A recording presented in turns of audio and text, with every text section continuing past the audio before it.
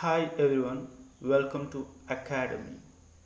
In the last video, we have seen Introduction to the Marxism, which is part 1 in the Marxism series. This video is the part 2 of Marxism series. In the last class, we have seen the superstructure and base, how superstructure controls base with the use of ideology.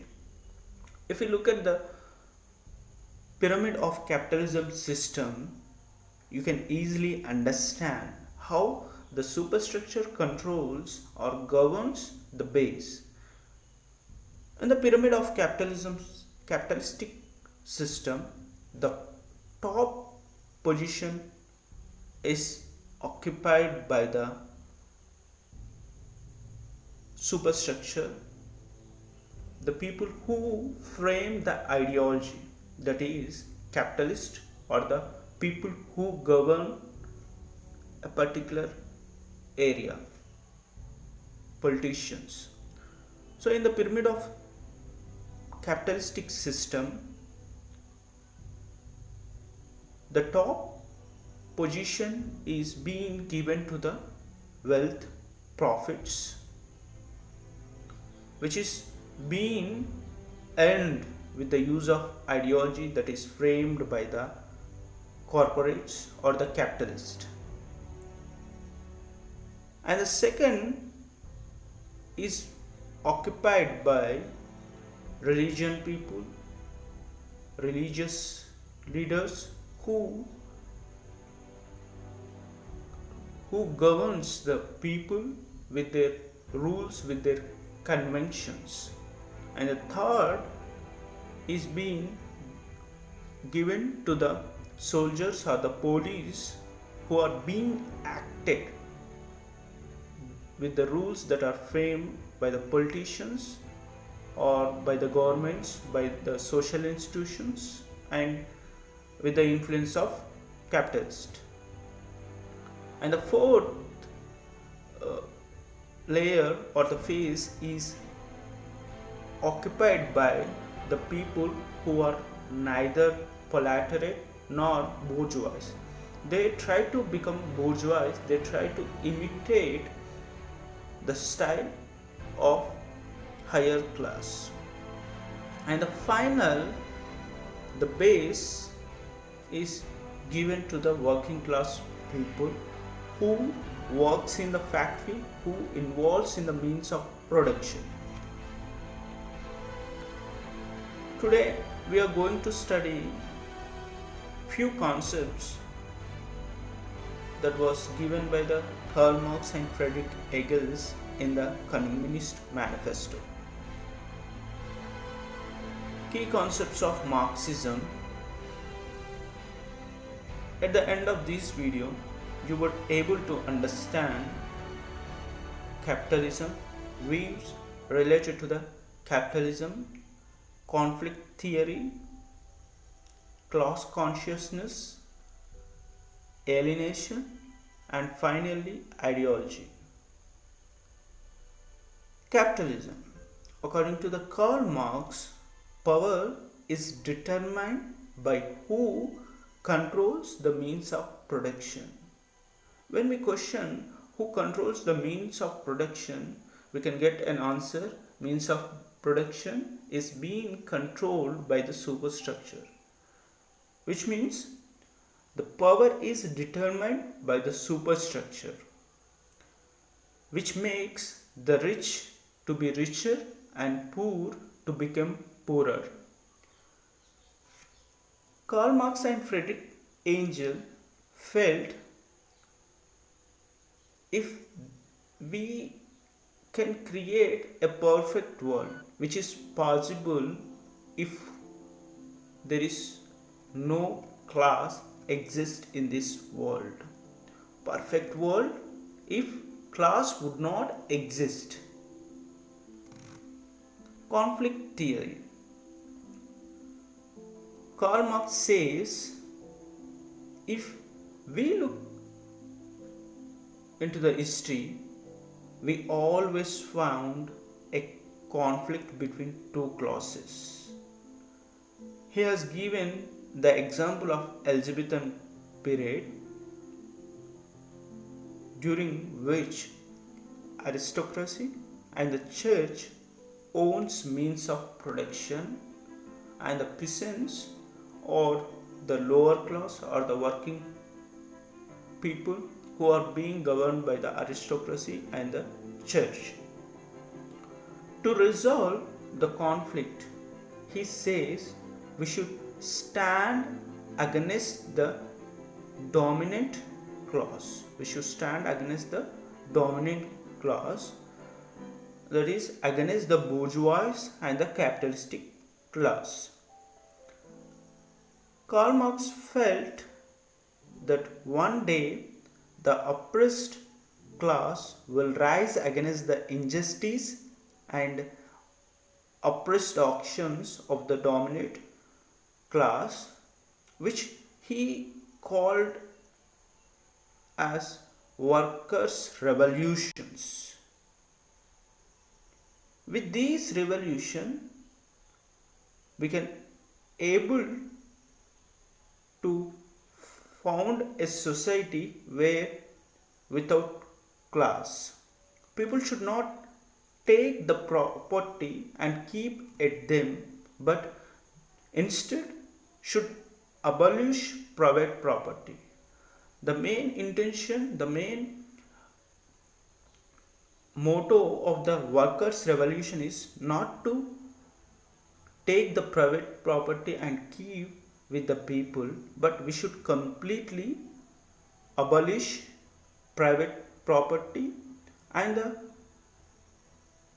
social class should be destroyed. Class consciousness, coined by the Karl Marx and the Friedrich Engels, before a proletariat acquire class consciousness, they should, it does not mean they should overthrow bourgeois. The proletariat first needs to develop class consciousness, which means subject awareness of all the people belong to the proletariat, that they should feel they have the common interest and needs to collectively come together for the social change. Class consciousness does not mean we should destroy the bourgeois, but it means we should feel everyone is a proletariat and should come together and fight for the destruction of social class. False consciousness, where the members in class looking themselves as individuals, whether in the bourgeois or in the proletariat, especially in the proletariat, once they start the revolution towards creation of equal society, once they get it, they should not feel they are the individual. They should feel they are the part of the proletariat group. According to the Karl Marx, class consciousness is very important. The fourth concept is alienation. General definition of alienation is a person who feels isolation. But according to the Karl Marx, alienation is seen as the worker is more and more distant or isolated from their work, and this results in the feeling of isolation, which we can see in the modern world, where the worker or the person who is working for certain organization or in certain profession, they are feeling isolated or they are feeling alienation with their work. In capitalism, the working class never gets satisfied,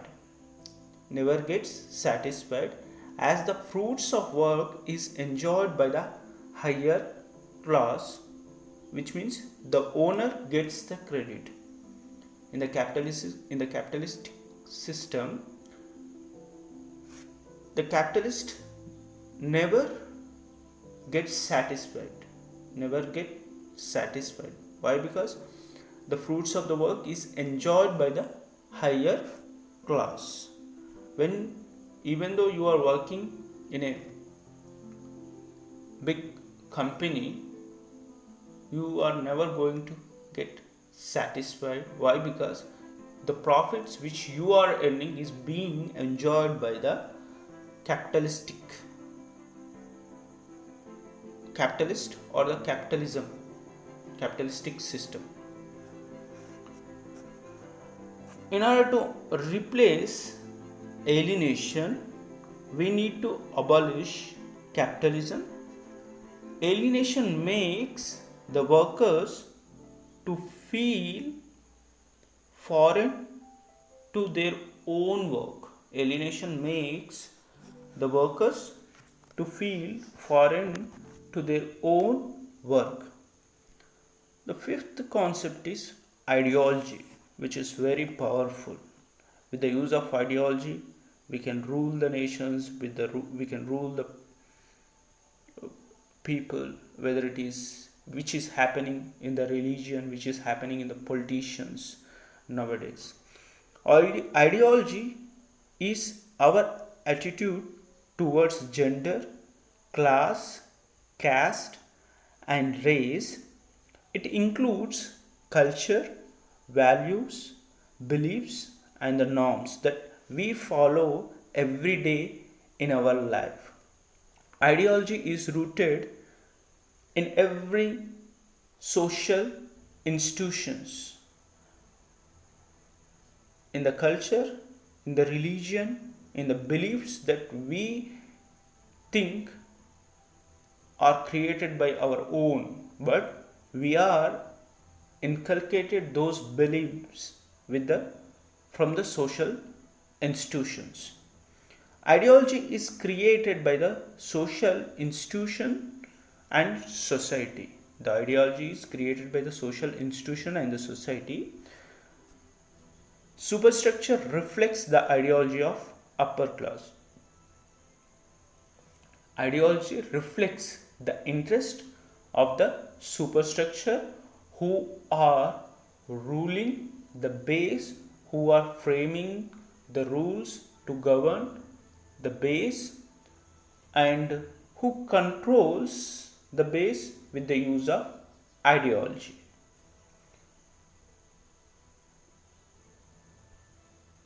Friedrich Engels defines ideology as a false consciousness in which dominance of ruling class is justified themselves.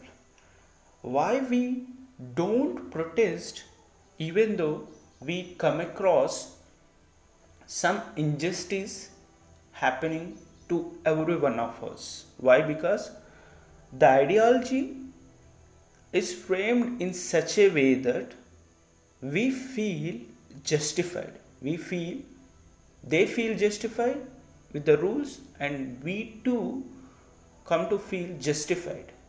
Why? Because the ideology is penetrated into such a level where our consciousness is not able to identify it as something false.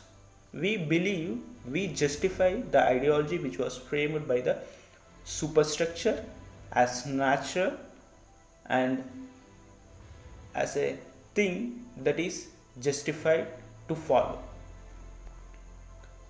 Superstructure frames the ideology. In Marxism, superstructure, according to the Marxist and Marxism, superstructure governs, frames the social class, rules, norms that is followed by the base, which holds the power, which determines what is power. Superstructure have the superiority in the society. In the next video, we'll look at how to interpret the text by using the Marxism literary theory and how the Marxists look at the text with the concepts of class, capitalism, conflict theory, and alienation. Thank you for watching the video. If you like the video, please do subscribe, share, and press the bell icon to get the notification. Thank you.